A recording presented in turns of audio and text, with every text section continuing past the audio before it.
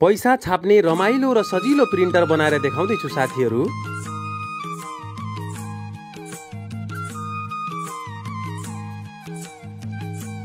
तीनवटा कार्डबोर्डको टुक्राहरू लिने र दुईवटा कार्डबोर्डमा दुईवटा सिसा कलम छिर्ने प्वाल बनाउने।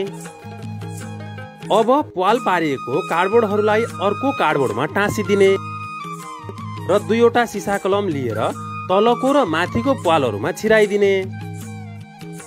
त्यसपछि एउटा कालो झिल्ली लिने र 1000 को नोट भन्दा अलि ठुलो पारेर रेक्टेंगल आकारमा काट्ने। अब तयार भएको झिल्लीको माथिको चौडालाई माथिको सिसा कलममा टाँसिदिने र तलको चौडालाई तलको सिसा कलमको अर्को भागतिर टाँसिदिने। यति गरेपछि हाम्रो रमाइलो प्रिन्टर तयार भयो। अब एउटा 1000 को नोट लिने र माथिको सिसा कलमलाई हातले घुमाएर बेरिएको झिल्ली भित्र लुकाउने। त्यसपछि एउटा 1000 को नोट बराबरको कागज लिने र तलको बेरिएको झिल्लीमा घुसाएर सिसा कलमलाई घुमाउने। अब हाम्रो माथि लुकाएको नोट बाहिर निस्कन्छ। भिडियो मन परेमा हामीलाई फलो गर्न नभुल्नु होला है। साथीहरू, यो भिडियो रमाइलोको लागि मात्रै बनाएको हो है।